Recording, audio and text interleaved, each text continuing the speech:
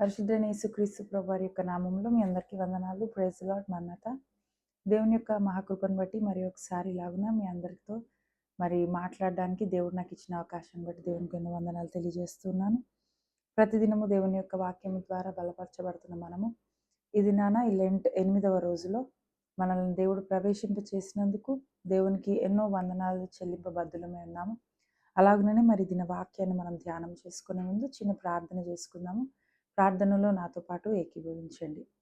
మహాపరిశుద్ధుడైన మా దేవా, నీకు వందనాలు, స్తోత్రములు నాయన.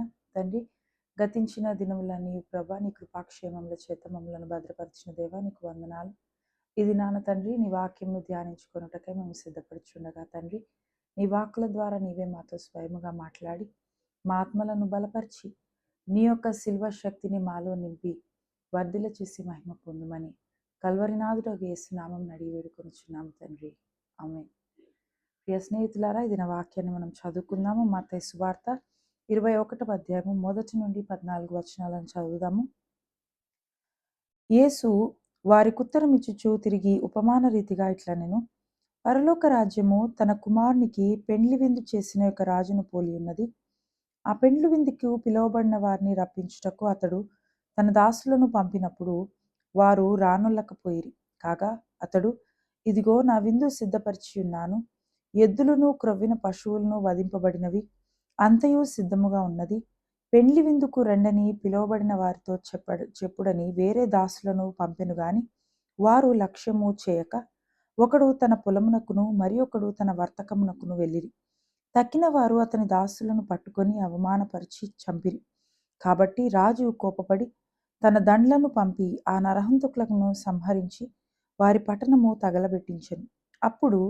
అప్పుడతడు, పెండ్లి విందు సిద్ధముగా ఉన్నది గాని పిలువబడిన వారు పాత్రులు కారు గనుక రాజమార్గములకు పోయి మీకు కనబడు వారినందరినీ పెండ్లి విందుకు పిలువడని తన దాసులతో చెప్పెను. ఆ దాసులు రాజమార్గములకు పోయి చెడ్డవారినేమి మంచివారినేమి తమకు కనబడిన వారినందరినీ పోగు చేసిరి గనుక విందుకు వచ్చిన వారితో ఆ పెండ్లిశాల నిండెను.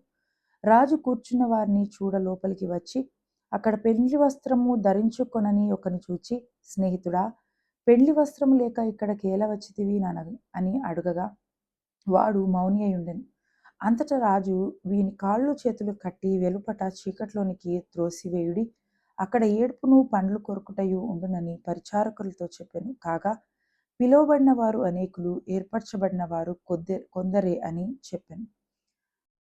ఈ దినాన మనం చదువుకున్న పాఠ్యభాగము మత్తయి సువార్త 22వ అధ్యాయం. ఈ పాఠ్యభాగాన్ని మనం చదువుతున్నప్పుడు మనకు అర్థమవుతుంది ఏంటంటే, యేసుక్రీస్తు ప్రభుల వారు తన యొక్క బోధన విధానంలో అనేకమైన పద్ధతులు పాటించిన వారే ఉన్నారు. చాలాసార్లు ఖండితమైన బోధ లేదా అథారిటీతో ఉన్న బోధన ఆయన చేశారు, అధికారంతో కూడిన బోధన ఆయన చేశారు. ఈ దినాన మనం చూసినట్లయితే శిష్యులైన వారికి ఒక నిర్దిష్టమైన మార్గాన్ని తెలియచేసే ప్రయత్నంలో ఆయన చేస్తున్న బోధ ఏంటి అని అంటే ఉపమాన రీతిగా వారికి తెలియచెప్పడం. ఎందుకంటే శిష్యులైన వారు మనం చాలా మందిని చూసినప్పుడు వారు పామరులుగా ఉన్నారు, వారికి ఎటువంటి నాలెడ్జ్ లేదు, వారు జాలర్లుగా వారి జీవనాన్ని కొనసాగించిన వారే అధికులుగా అందులో ఉన్నారు. కనుక ఆ శిష్య బృందానికి యేసుక్రీస్తు ప్రభుల వారు ఎప్పుడు కూడా కొన్ని గైడ్ లైన్స్, కొన్ని సూచనలు చేస్తూ వచ్చారు. దానిలో భాగంగానే వారికి కొన్ని విషయాలు విశదపరచాలి, తెలియపరచాలి, వాటిలో ఉన్న మర్మాలను బయట పెట్టాలన్న ఉద్దేశంతోనే ఆయన ఉపమాన రీతిగా బోధించడాన్ని ప్రారంభించినట్లు మనం చూస్తున్నాం. అయితే ఈ దినాన చెప్పబడిన ఉపమానం గనక మనం చూస్తే పరలోక రాజ్య సంబంధమైన విందుని గురించి, రక్షణ పొందుకున్న వారు ఆ విందులో ఎలాగున పాల్గొబోతున్నారు, రక్షణ లేని వారు ఆ విందులోంచి ఎలాగున త్రోసివేయబడుతున్నారు అన్న విషయాల గురించి ఈ దినాన ప్రస్తావన మనకు కనపడుతుంది. అయితే మనం మొదటి నుండి ఆదికాండం నుంచి కనుక చూసుకున్నట్లయితే తండ్రి అయిన దేవుడు తన ప్రజలుగా నియమింపబడిన అనేకులకు తన యొక్క రక్షణ భాగ్యాన్ని ఇవ్వాలి అని ఆశపడ్డారు. అయితే ఇశ్రాయేలీయులైన వారు ఈ యొక్క రక్షణను, విమోచనను పొందుకుని దానిని రిజెక్ట్ చేసి దాంట్లో నుంచి తొలగిపోయిన వారిగా మనకు కనపడుతున్నారు. అయితే ఆయన దీని తర్వాత చేసిన పని ఏమిటి అని ఆలోచిస్తే, ఆయన ఈ రక్షణ భాగ్యాన్ని కేవలము ఇశ్రాయేలీలకే లిమిట్ చేయలేదు, పరిమితిగా దానిని పెట్టలేదు కానీ ఇతరులకు, అన్యులైన వారికి, జెంటైల్స్కి కూడా దానిని వ్యాప్తి చేసినట్లు మనం చూస్తున్నాం. అయితే ఇక్కడ మనం చూసినట్లయితే ప్రియ స్నేహితులారా, ఎవరైతే దేవునితో సత్సంబంధాన్ని కలిగి ఉంటారో వారు దేవుని యొక్క రాజ్యములో పరలోకపు విందులో పాలిభాగస్తులు అవుతారు అని ప్రకటన గ్రంథంలో మనం చూస్తాం. అక్కడ పరలోకంలో ఒక పెండ్లి విందు జరగబోతుంది అని ప్రకటన గ్రంథంలో రాయబడి ఉంది. మనం చూచినట్లయితే ప్రకటన గ్రంథం 19వ అధ్యాయంలో 7వ వచనం నుండి గనక చదివితే, అప్పుడు గొప్ప జనసమూహపు శబ్దమును, విస్తారమైన జలముల శబ్దమును, బలమైన ఉరుముల శబ్దమును పోలిన ఒక స్వరము, సర్వాధికారియు ప్రభువునగు మన దేవుడు ఏలుచున్నాడు, ఆయనను స్తుతించుడి, గొర్రెపిల్ల వివాహోత్సవ సమయం వచ్చినది, ఆయన భార్య తన్ను తాను సిద్ధపరచుకొని ఉన్నది గనుక మనము సంతోషపడి ఉత్సహించి ఆయనను మహిమపరచదమని చెప్పగా వింటిని. మరియు ఆమె ధరించుకొనుటకు ప్రకాశములును నిర్మలములునైన సన్నపు నార బట్టలు ఆమెకి ఇయ్యబడెను, అవి పరిశుద్ధుల నీతి క్రియలు. చూడండి, ఏ వస్త్రముల గురించి ఈరోజు మనం వినబోతున్నాము అనేది ఇక్కడ ముందుగానే మనకు తెలుస్తుంది. ఏమిటి అని అంటే, రక్షణ అనేది పర్సనల్ అండి, అది వ్యక్తిగతమైనది. ఒక కుటుంబంలో ఒకరు రక్షించబడిన వారు ఉండొచ్చు, కొంతమంది రక్షణ లేని వారు ఉండవచ్చు. కానీ ఎవరైనాను సరే, రక్షణ అనేది వారి వ్యక్తిగతమైన స్థితిని సూచిస్తూ ఉన్నది. కనుక ఇక్కడ మనం చూచినట్లయితే ఆ వివాహములో మరి ఒక రాజు ఒక వివాహాన్ని జరిగిస్తూ ఉన్నారు. ఆ వివాహానికి విందుని సిద్ధపరిచినప్పుడు తన కుమారుని యొక్క వివాహంలోనికి అనేకులను ఆయన పిలవడానికి రప్పించారు. వారికి పిలుపును అందించారు. వారి దాసులను పంపించినప్పుడు వారి దాసులు మరి వెళ్ళి పిలుస్తున్న ఆ జనాంగము ఆయనను తృణీకరించినట్లు మనం చూస్తాం. అతని దాసులను పంపినప్పుడు వారు రానొల్లకపోయిరి. కాగా అతడు, ఇదిగో నా విందు సిద్ధపరిచి ఉన్నాను, మరి ఆయన సిద్ధపరిచిన ప్రతిదీ వారికి తెలియచేశారు. కనుక ఇక్కడ మనం చూచినట్లయితే తన దాసులను ఆయన పంపించినప్పుడు, తన పనివారిని పంపించినప్పుడు వారు చేసిన పని ఏంటంటే, వారు లక్ష్య పెట్టకపోయిరి. వారు లక్ష్య పెట్టలేదు. అలాగుననే వారు తృణీకరించారు. వారిని మరి మనం చూచినట్లయితే వారిని కొట్టిన వారిగా వారు కనపడుతున్నారు. ఇప్పుడు రాజుకి ఇవన్నీ కూడా చూస్తున్నప్పుడు పెండ్లి విందు సిద్ధంగా ఉన్నది, కానీ పిలువబడిన వారు పాత్రులుగా లేరు అని ఒక డిక్లరేషన్ ఆయన డిక్లేర్ చేసుకొని, ఆయన చేస్తున్న పని ఏంటంటే, మీరు రాజమార్గములకు పోండి, అక్కడ కనబడిన వారందరినీ పెండ్లి విందుకు పిలవండి అని చెప్తున్నారు. ఇక్కడ మనం ఈ దినాన ఏమి గమనించాలి అని అంటే, మనము వివాహములోనికి వెళ్ళడానికి రక్షణ అనే వస్త్రములను ధరించవలసిన వారమై ఉన్నాము. అయితే ఎప్పుడైతే మరి ఈ రక్షణ వస్త్రములు ఎప్పుడు ఇవ్వబడతాయనంటే, ఎప్పుడైతే నువ్వు ఈ రక్షణ భాగ్యాన్ని పొందుకుంటావో, అంటే ఎప్పుడైతే నీవు రెండవ రాకడ అనే పెండ్లి విందులోనికి పిలువబడతావో, ఆటోమేటిక్‌గా నీ రక్షణ వస్త్రము నీకు సిద్ధపరచబడి ఉన్నట్లే. నీవు ఎందుకు ఆ రాకడ విందులోనికి ఎందుకు వెళ్ళాలనుకుంటావు? ఎందుకు అనంటే, నీవు యేసయ్యను నీ స్వయ రక్షకునిగా అంగీకరించినప్పుడు. కనుక ఈ రక్షణ వస్త్రాల గురించి మనం ఆలోచించినట్లయితే, ఆ వివాహంలోనికి వెళ్ళడానికి రక్షణ వస్త్రముల విషయంలో మనము ఏ జాగ్రత్తను కలిగి ఉన్నాము? ఈరోజు మనం తెలుసుకోవాల్సిన విషయం ఇదే. మనము జాగ్రత్తగా ఉన్నామా? లేదా నిర్లక్ష్య భావంతోనే ఏముందిలే, నేను దేవుని నామంలో ముద్రింపబడ్డాను కాబట్టి నా సీట్ కన్ఫర్మ్ అయిపోయింది అనుకుంటున్నామా? లేదా మనకివ్వబడిన రక్షణ వస్త్రాలను మనము కాపాడుకునే ప్రయత్నం చేస్తున్నామా లేదా? ఇది తెలుసుకునే ప్రయత్నం చేద్దాం. మొట్టమొదటిగా చూసుకుంటే మనమట మన వస్త్రాలు ఎలా ఉన్నాయి అనంటే, దేవుడు అంటాడు గదా! నీ పాపము డాగు వలె నాకు కనబడుచున్నది. మనము రక్షింపబడ్డ వారమే కానీ, మన పాపములు ఎలా కనపడుతున్నాయి దేవునికంటే, ఒక డాగు వలె కనపడుతున్నాయి, ఒక మరక వలె కనపడుతూ ఉన్నాయి. కనుక మనము ఈ మరకలను, డాగులను కలిగిన వస్త్రాలతో ఉన్నామా? లేదా రక్షణ పొందుకొని బైబిల్ గ్రంథంలో, ప్రకటన గ్రంథంలో ఉన్న మాట ప్రకారము అలాగున వారు తెల్లని వస్త్రములు ధరించుకొందురన్న మాట ప్రకారము తెల్లని వస్త్రములు ధరించుకున్న వారమై ఉన్నామా? ఇది మనం ఈ దినాన మనలను మనము ప్రశ్నించుకోవాల్సిన క్వెషన్. ఇక్కడ మనం చూచినట్లయితే మనము మొట్టమొదటిగా ఏమి గ్రహించాలి అనంటే, ఈ రక్షణ వస్త్రం విషయంలో మన యాటిట్యూడ్ ఎలాగా ఉంది? మన యొక్క భావన, మన యొక్క శ్రద్ధ ఎంతవరకు కనపడుతుంది అనేది చూసుకుందాం. మొట్టమొదటి అంశంగా నేను ఏం చెప్పాలనుకుంటున్నానంటే, అవైలబిలిటీ ఆఫ్ ద గార్మెంట్. ఈ యొక్క రక్షణ వస్త్రము నిజంగా ఎంతమందికి అందుబాటులో ఉంది అని మనం ఆలోచించుకున్నట్లయితే, అసలు ఇది ఎవరి కొరకు సిద్ధపరచబడిందని గనక మనం ఆలోచించినట్లయితే, ఇక్కడ రాజు చేస్తున్న పని ఫస్ట్ తన దాసులకు సిద్ధపరిచారు. సెకండ్ ఆయన చేస్తున్న పని ఏంటంటే, మీరు రాజమార్గంలోనికి వెళ్ళండి. అక్కడ ఎవరు కనపడితే వారిని తీసుకొని రండి. అంటే దేవుడు తన యొక్క రక్షణను సర్వ జనాంగానికి ఇచ్చారు. ఫస్ట్ తన దాసులుగా ఉన్న, తన ప్రజలుగా ఉన్న ఇశ్రాయేలుకు మాత్రమే ఈ రక్షణ మార్గాన్ని, ధర్మశాస్త్రాన్ని ఇచ్చిన దేవుడు, నేటి కాలంలో ఆయన అన్యులైన వారికి, లేదా ఈ ఉపమాన ప్రకారం చూసుకుంటే రాజమార్గంలో కనపడుతున్న వారందరికీ కూడా ఆయన ఈ రక్షణ మార్గాన్ని ఇవ్వాలి, ఈ రక్షణ వస్త్రాన్ని ఇవ్వాలని ఆయన ఆశపడుతున్నారు. అయితే ఇక్కడ మనం చూసినట్లయితే యేసయ్య అందరికీ ప్రభువు అన్న మాటను బట్టి ఆయన అందరినీ రక్షించగల సమర్థుడు. ఆయన అందరికీ దేవుడుగా ఉండగల సమర్థుడు గనక ఈ రక్షణ మార్గము లేదా ఈ రక్షణ వస్త్రము అందరికీ కూడా అందుబాటులో ఉంది. అలాగే మరి మనం చూసినట్లయితే ఈ రక్షణ వస్త్రం గురించి ఏమని ఉన్నది అనంటే దేవుని ఆహ్వానము పొందుకున్న వారికి మరి ప్రత్యేకముగా ఉన్నది. చూడండి, దేవుని ఆహ్వానము పొందుకోవడము అని అంటే ఏంటంటే, మనం ప్రకటన గ్రంథంలో చాలాసార్లు వింటాం ఈ మాట. ఆత్మ సంగములతో చెప్పుచున్న మాట చెవిగలవాడు వినుగాక. ఈ మాట యొక్క అర్థం ఏంటి అనంటే, ఆత్మ సంగముతో అనేక మాటలు చెప్తున్నా వినగల చెవి ఎవరికి ఉంటుంది అనంటే ఆత్మ చెవులు కలిగిన వారికే ఉంటుంది. కనుక ఇక్కడ మనం చూసినట్లయితే ఈ రక్షణ వస్త్రం ఎవరికి అవైలబుల్గా ఉంది, ఎవరికి అందుబాటులో ఉందంటే దేవుని ఆత్మ చెప్పు సంగతులను, రక్షణ భాగ్యాన్ని అందుకునే సిద్ధపాటు కలిగిన వారికి ఇది మనము గ్రహించినట్లయితే ఇది అవైలబుల్గా ఉంది, అందుబాటులో ఉందని మనకు అర్థమవుతుంది. ఎందుకనంటే చాలామంది మనలో ఈ రక్షణ భాగ్యం విషయంలో చూసుకున్నట్లయితే దేవుడు తన ఉచితమైన కృపను బట్టి మనకు రక్షణను ఏర్పాటు చేస్తున్నాను. చాలాసార్లు మనం దానిని త్రోసివేసే వారంగా ఉంటాం, దానిని తృణీకరించే వారంగా ఉంటాం, దానిని మనం లక్ష్య పెట్టము, కానీ నిర్లక్ష్యం వ్యవహారంతో మనము దానిని చూస్తూ ఉంటాం. కనుక మనం ఈ దినాన గమనించాల్సింది ఏంటంటే ఈ యొక్క వస్త్రము అందరికీ అందుబాటులో ఉంది, కానీ ప్రాముఖ్యంగా దానిని అందుకోవాలన్న మనస్సు మనకు ఉండాలి.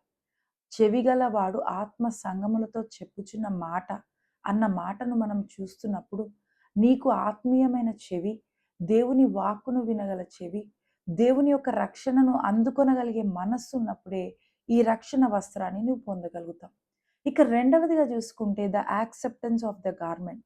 ఈ మరి దీనిని ఎవరు స్వీకరించవచ్చు అని కనుక మనం ఆలోచించుకున్నట్లయితే ఇది ఎవరికి అందుబాటులో ఉంది అంటే అందరికీ ఉంది. అలాగే దీనిని ఎవరు స్వీకరించగలరు అంటే నేను ఇందాక చెప్పిన మాట ప్రకారమే విశ్వాసము కలిగిన వారు. ఆత్మ చెవులు మనకి ఎప్పుడొస్తాయి అని అంటే దేవుని మాటలు వినాలి అనే తృష్ణ మనకున్నప్పుడే మనలోకి ఆ ఆత్మీయమైన స్థితి వస్తుంది. ఇది ఎప్పుడు కలుగుతుంది? ఆ తృష్ణ మనలో ఎప్పుడు పుడుతుందంటే మనకు విశ్వాసం ఉన్నప్పుడు. కనుక ఇక్కడ మనం చూచినప్పుడు పెండ్లి పిలుపును అంగీకరించిన వారికి వస్త్రము ఇవ్వబడుతుంది. కనుక ఇది ఫస్ట్ థింగ్ ఏంటంటే it is received by faith. దానిని మరి విశ్వాసముతో స్వీకరించిన వారికే దేవుడు ఆ వస్త్రాన్ని ఇవ్వబోతున్నట్లు మనం చూస్తున్నాం. మనము ఎఫెసీ పత్రికలో గనక ఒక్కసారి చూసుకున్నట్లయితే 2వ అధ్యాయంలో మనకు కనబడుతున్న కొన్ని మాటలు 8వ వచనం ద్వారా మీరు విశ్వాసం ద్వారా కృపచేతనే రక్షింపబడి ఉన్నారు.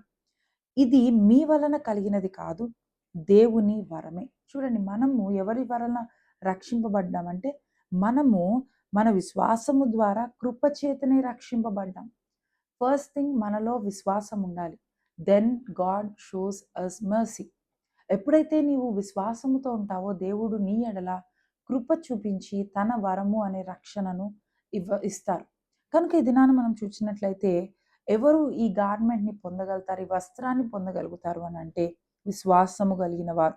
ఎందుకనంటే మనము గమనించినట్లయితే పాపి యేసునిలోని విశ్వాసము ఉంచినప్పుడే దానిని మరి యాక్సెప్ట్ చేసినట్టు అవుతుంది. పాపులుగా మనం ఉన్నామండి, కానీ ఎప్పుడైతే మనం దేవునిలో విశ్వాసం ఉంచుతామో అప్పుడే మనము ఆ యొక్క వస్త్రాన్ని మనం యాక్సెప్ట్ చేసినట్లు.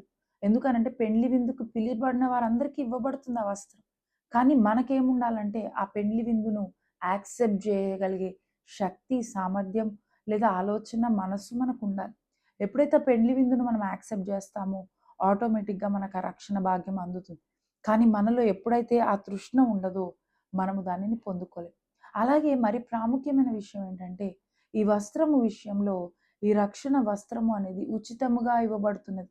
దీనికి వెల లేదు. దీనికి ఎటువంటి ధర లేదు. కానీ ఇది ఉచితముగా దేవుని బహుమానముగా ఇవ్వబడుతుందని బైబిల్ గ్రంథంలో మనము అనేక సందర్భాల్లో చూడగలుగుతాం. యెషయా గ్రంథంలో, ప్రకటన గ్రంథంలో దేవుని రక్షణ భాగ్యం అనేది యేసుక్రీస్తు ప్రభుల వారు కూడా చెప్పిన మాట ఏంటంటే, మీరు ఉచితముగానే పొందితిరి గనక ఉచితముగానే దాన్ని ఇవ్వండి. కనుక ఈ రక్షణ భాగ్యం అనేది ఉచితమైనది. It's free of cost. Only it cost your faith. నీ యొక్క విశ్వాసమే దాని యొక్క ధర. కనుక ఈ దినాన మనం చూసినట్లయితే ఇది ఎవరికి ఇవ్వబడుతుంది అనంటే విశ్వాసముతో మరి దేవుని పిలుపును అంగీకరించే వారికి ఇవ్వబడుతుంది. అలాగే మనం చూసినట్లయితే ఇది మరి అందరికీ సరిపోయేదిగా ఉంది. అంటే రక్షణ పొందడానికండి ఒక ఏజ్ అనేది లేదా చాలామంది అంటారు, మేము పలానా రిటైర్మెంట్ అయ్యాక రక్షణ పొందుకుంటాం. అప్పుడు మేము ఫ్రీగా ఉంటాం గదా! లేదా పలానా మేము పిల్లల్ని చక్కబెట్టాక రక్షణ పొందుకుంటాం. No. There is no limit for salvation. నీవు దేవుని రక్షణ పొందడానికి నీ వయస్సో, నీ స్టేటసో, నీ ఎడ్యుకేషనో, నీ పనో ఏది అడ్డం కాదు. కానీ నీవు అందరికీ సరిపోయే ఈ రక్షణను ఎప్పుడైనా పొందుకోవచ్చు. Any time. దీనికి రక్షణ వస్త్రాన్ని చూడండి, మామూలుగా మనం డ్రెసెస్ కొనుక్కోవడానికెళ్తే మనం సైజ్ జూస్తాం. ఏ సైజ్ మనకు ఫిట్ అవుతుంది.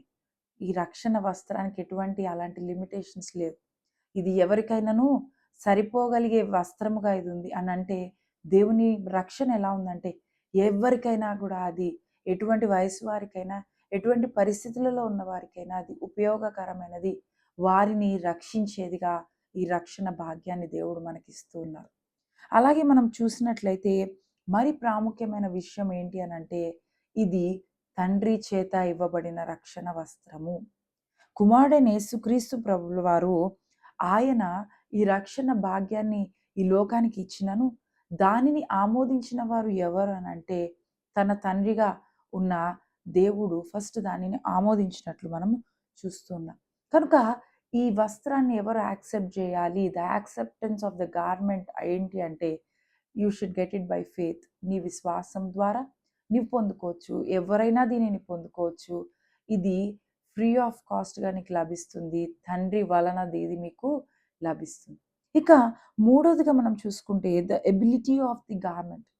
అసలు ఈ వస్త్రం మనకు చేసేదేంటి? చూడండి, మనము డే టు డే లైఫ్‌లో సీజనల్‌గా మన డ్రెసెస్ మార్చుకుంటూ ఉంటాం కదా!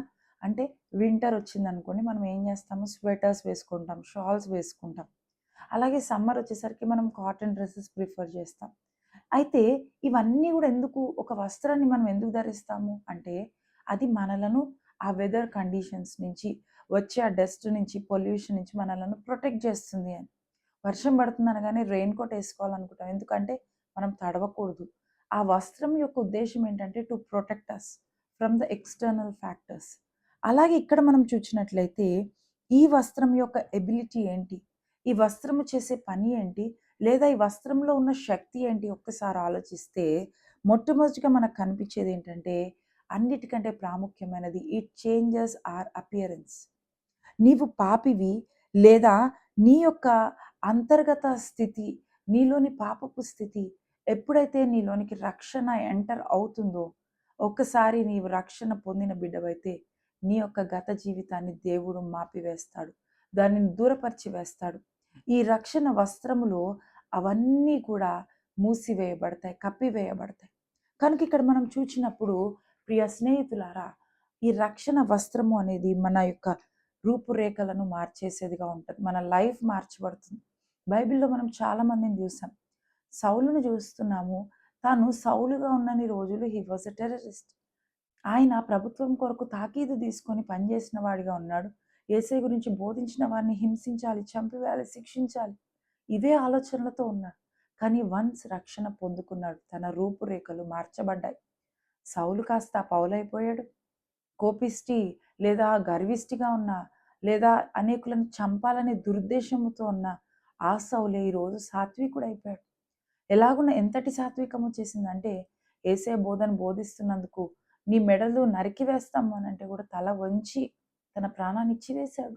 ఎందుకు అనంటే తనకు ఆ రక్షణ వస్త్రాన్ని తాను పొందుకున్నాడు కాబట్టి. ఎప్పుడైతే నిజంగా మన రక్షణ వస్త్రాన్ని పొందుకుంటామో అండి, మన పాస్ట్ లైఫ్ ఇంకా కనపడదు. మనలోని చెడుగు, మనలోని పాపం ఇక కనపడదు.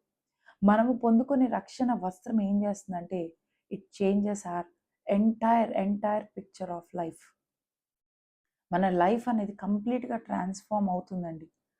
ఎందుకు అనంటే, దేవుని రక్షణ అంతటి మధురమైనది, అంతటి శ్రేష్టమైనది, అంతటి ధన్యకరమైనది. అది మాత్రమే మన లైఫ్‌ని ట్రాన్స్‌ఫార్మ్ చేయగలదు.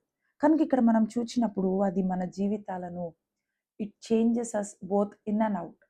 నీ బహిరంగ, అంతరంగ జీవితాలను మార్చగల శక్తి రక్షణకు ఉన్నది.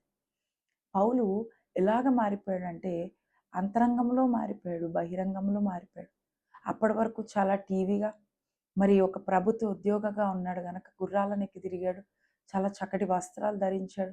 చాలా ధన సంపదను క్యారీ చేసేవాడిగా ఉన్నాడు. కానీ ఎప్పుడైతే పౌలుగా మార్చబడ్డాడో, చాలా సాత్వికునిగా, చాలా నార్మల్ డ్రెస్సింగ్ వేసుకొని, ఏమీ క్యారీ చేయకుండా, ఎటువంటి విలువైన వస్తువులు తన దగ్గర లేవు గానీ, చాలా నార్మల్ వ్యక్తిగా తను జీవించాడు. మనం జక్కయ్యని కూడా చూస్తాం. జక్కయ్య ఎప్పుడైతే రక్షణ లేకుండా ఉన్నాడో, ఆర్భాటపు జీవితం, ఇల్లంతా కూడా చాలా ఆర్భాటంగా ఉంది. దోపుడు సొమ్ము లేదంటే దుర్వ్యాపారం, తను అన్యాయంగా సంపాదించిన ధనంతో నింపబడింది. కానీ వన్స్ జక్కయ్య లైఫ్‌లోకి యేసే వచ్చారు. నేడు ఇంట రక్షణ మరి కలిగింది అన్న మాటను చెప్పినప్పుడు, వన్స్ ఆ మాట చెప్పగానే జక్కయ్య లైఫ్ ఏమంటున్నాడో తెలుసా ఆయన? నేను ఏదైతే ఎవరి దగ్గరైతే అన్యాయంగా తీసుకున్నానో దేవా అవన్నీ ఇచ్చేస్తాను. Our life will be transform both in and out. ఎప్పుడనంటే when we accept salvation of God. దేవుని యొక్క రక్షణను మనం పొందుకున్నప్పుడు మన యొక్క జీవితము సంపూర్ణంగా మార్చబడుతుంది.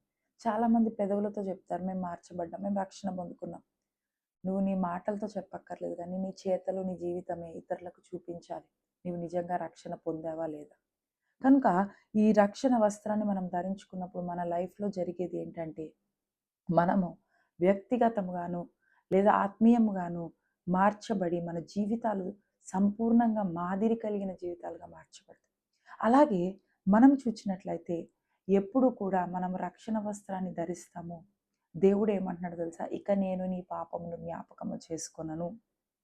వన్స్ నీవు రక్షింపబడితే, నీవు పాపం వైపు చూడొద్దు అని తీర్మానం చేసుకొని, నువ్వు సంపూర్ణమైన రక్షణను పొందుకొని ఉంటే, దేవుడు అంటున్నాడు, ఇక God will never see you again in the same old manner. పాతగా నువ్వు ఎప్పుడూ దేవునికి కనపడవు గానీ, శ్రేష్టమైన నూతన సృష్టిగా తనకు కనపడతావు. కనుక ఇక్కడ మనం చూసినట్లయితే, ఈ రక్షణ వస్త్రం మన పాపాలను అది కప్పేదై ఉన్నది. ఎందుకంటే, తెల్లని దగదగా మెరిసే వస్త్రములు పెండ్లి విందులోని వారికి ఇవ్వబడ్డట్టు వాక్యం చెప్తుంది గదా! కనుక ఈ యొక్క తెలుపు అనేది విజయానికి సూచనగా ఉంది కదా! మనం కూడా ప్రకటన గ్రంథంలో చూస్తాం. జయించువాడు అలాగున తెల్లని వస్త్రములు ధరించుకొనును. అలాగే ఇక్కడ పెండ్లి కుమార్తె విందుకు పిలువబడిన వారు కూడా తెల్లని వస్త్రములు, ప్రకాశములైన వస్త్రములు, నీతి క్రియలు అనబడిన వస్త్రములను ధరించుకుంటూ ఉన్నారు. కనుక ఇక్కడ మనం చూసినట్లయితే it covers our appearance. First it changes our appearance, then it covers our appearance. ఇక్కడ మనం చూసినట్లయితే మన రక్షణ పొందుకున్నప్పుడు క్రీస్తు ప్రభువారి యొక్క రక్తంలో మన పాపములు కంప్లీట్‌గా కడగబడినవై ఉంటాయి గనక, మనము శ్రేష్టమైన మరి తెలుపు ఎంత స్వచ్ఛంగా ఉంటుందో అంత స్వచ్చటి స్వభావం కలిగిన వారమే జీవించగలుగుతాం. ఇక లాస్ట్‌గా మనం చూసుకున్నట్లయితే the absence of the garment. ఎప్పుడైతే నువ్వు మరి వస్త్రాన్ని లేని స్థితి కలిగి ఉంటావు. అసలు ఇది నా వాక్యం మనకు అదే చెప్తుంది కదా! ఇక్కడ ఆయన రాజమార్గంలోకి పంపించారు. రాజమార్గంలో దొరికిన వాడిని తీసుకొని వచ్చినప్పుడు ఆ పెండ్లి విందులోనికి ఆ తండ్రి వెళ్ళాడు. నా కొడుకు వివాహంలోనికి నేను వెళ్దామన్న ఉద్దేశంతో వెళ్తే అక్కడ ఒక వ్యక్తి కనపడుతున్నాడు. ఏంటి అంటే హి doesn't have the garment. The ఏదైతే వెడ్డింగ్‌లో ఆయనకి ఇవ్వబడిన వస్త్రం ఉందో, పెండ్లి వస్త్రం, అది ఆయన వేసుకొని లేడు. అప్పుడు ఆయన అడుగుతున్నాడు, ఏది నీ వస్త్రం ఏది? మనం ఒకసారి చూద్దాం ఆ వచనాలను. ఇక్కడ చూసినట్లయితే, స్నేహితుడా, పెండ్లి వస్త్రం లేక ఇక్కడికి ఎలాగ వచ్చితివి అని అడగగా వాడు మౌని అయి